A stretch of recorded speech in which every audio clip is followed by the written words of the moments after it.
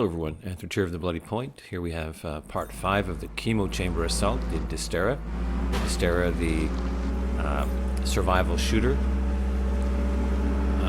This video is a compilation of different attempts, so there's some time jumps which I'm not showing for purposes of, brevity. You can see that I've added a higher tier weapon in my number 2 slot. This is the rare SMG. This has a higher DPS and will make defeating these mobs much easier. You can increase your effectiveness with higher tier weapons, as well as better armor, consumables such as grenades, and also with slotting multiple weapons.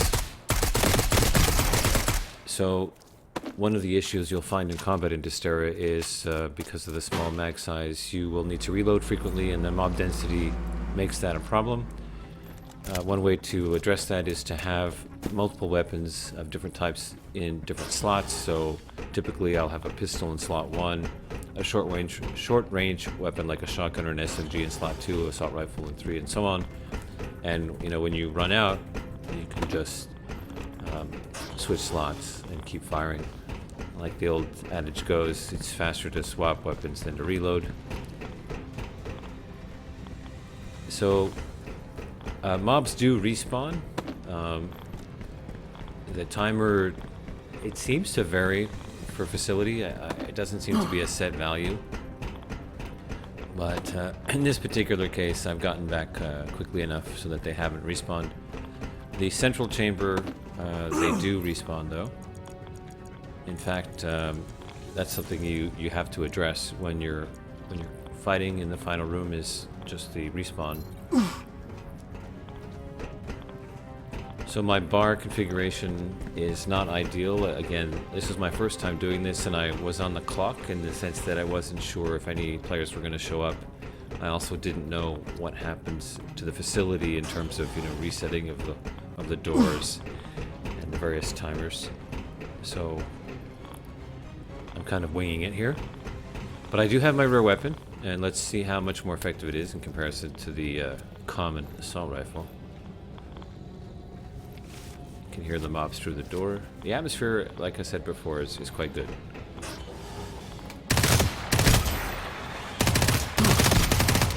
Okay, so as you can see, much more effective. Of course, getting headshots and doing more damage helps as well. That grenade missed.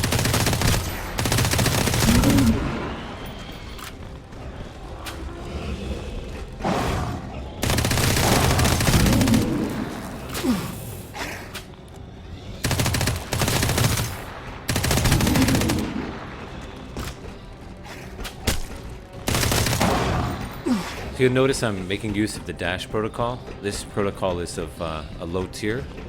The higher tier ones are more effective, so upgrading those helps when doing things like this. This is going to be close.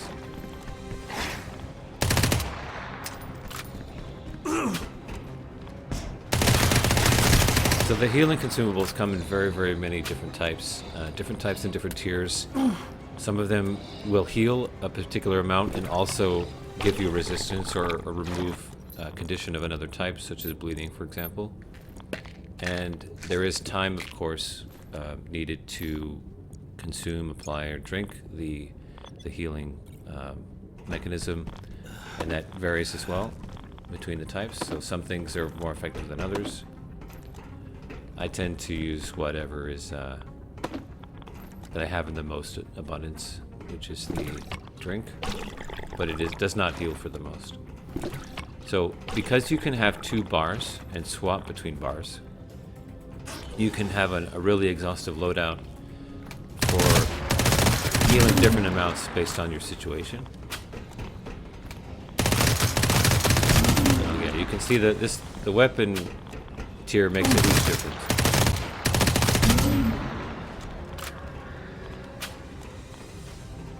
And although I'm not in burst mode on the weapon, I am firing in bursts. I mean, that's pretty standard. Especially when you have to conserve ammunition.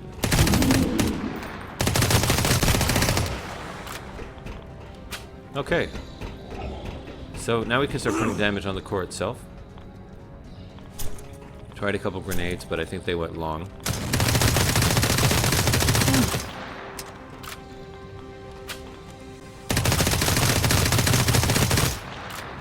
Now, if you look at my number 2 slot and the SMG, you'll see that its durability has been going down as I've been using it.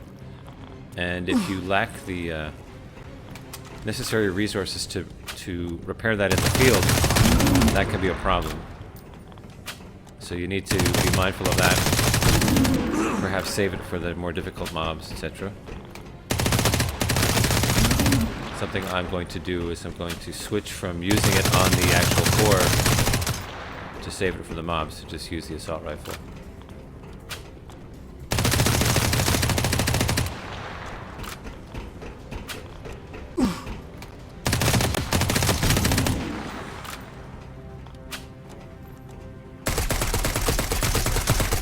So I have done this facility since with, you know, better gear. Basically a rare assault rifle, a rare shotgun, and better armor. And it was a cakewalk. It was not an issue at all. Did it without any deaths. It was quite easy. You'll find that's the case for most of the facilities. As you improve your gear, your baseline is much higher. And the difficult facilities and mobs become easier. They still can be deadly, you know, you can get overwhelmed, which I guess is primarily where the challenge comes from, not so much in the AI or the complexity, but just the mob density, balancing out, you know, your ability to reload fast enough, etc. I don't know why I did that. I guess it did work a little bit.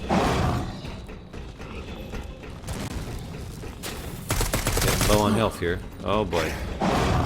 I died trying that last time. This time I found the gap, fortunately. Using the glide function to get some distance.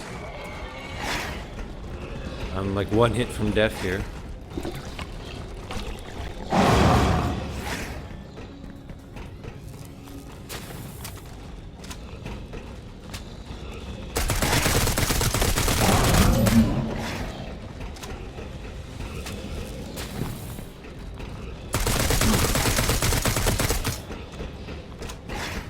When you're in panic mode, securing headshots takes a lot of discipline. I'm just generally spraying at this point.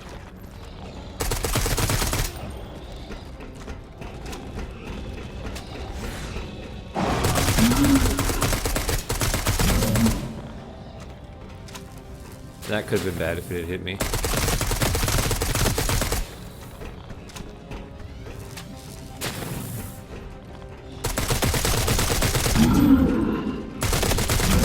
So as you can see, difficult in the sense that you have to, you know, be careful with your positioning, your reloads, etc., but not impossible.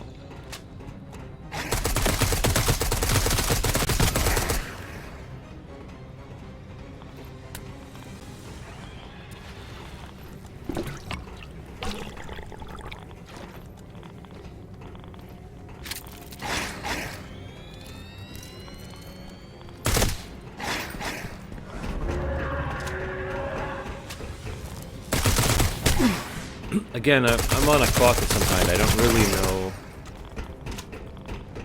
at what point this will reset. And as you can see, you know, my weapon is almost at full durability loss, at which point it will no longer be useful.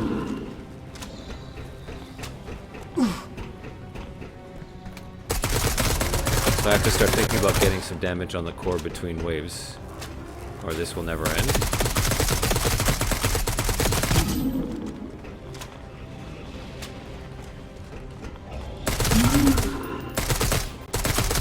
Alright.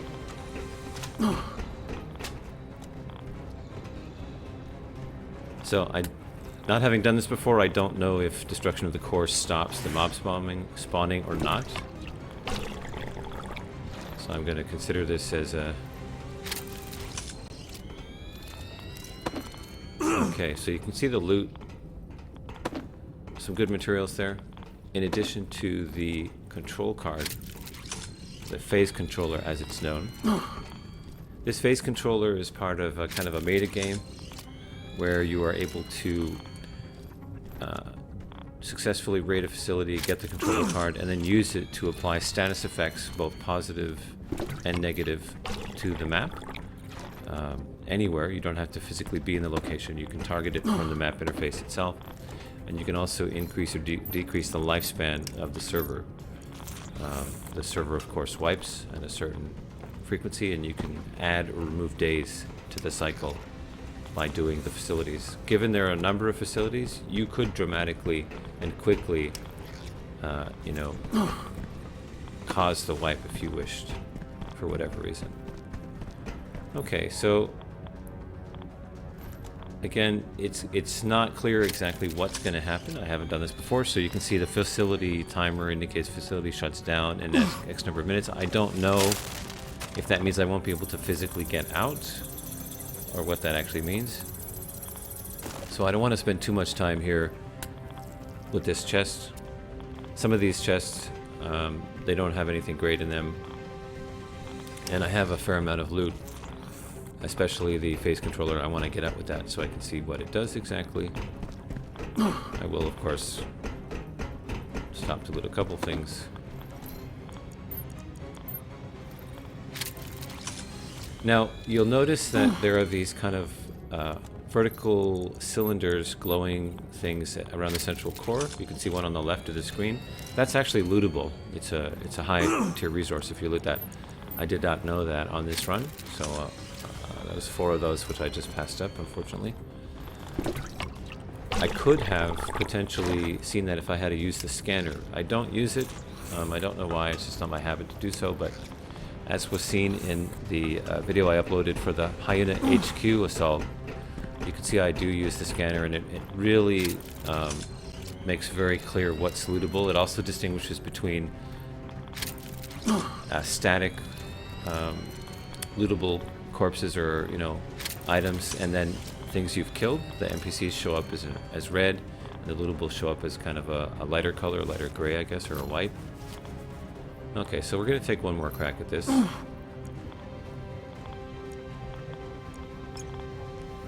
Many of the facilities have radiation, and radiation is a status effect that you can cause when you use a controller. Some of the controllers do that, so I'm focusing on getting towards that node in the skill tree. Alright, what do we get? Okay, so not you know, fantastic, but higher tier materials which I can use. And then, of course, the controller. Okay, so my goal now is to get out of here. I don't have a lot of time, under 2 minutes. And even though the facility isn't that particularly large, because I'm somewhat, you know, feeling the pressure of time, the clock ticking down, I do get a little lost. So I'm going to accelerate time here. We'll fast forward a little bit. Even though I'm doing it as 2 times speed, or maybe 4 times speed, you're going to see that I pretty much backtrack numerous times. Really do a terrible job of getting out. Fortunately, there weren't any respawns behind me, so none of the mobs respawned, which is good.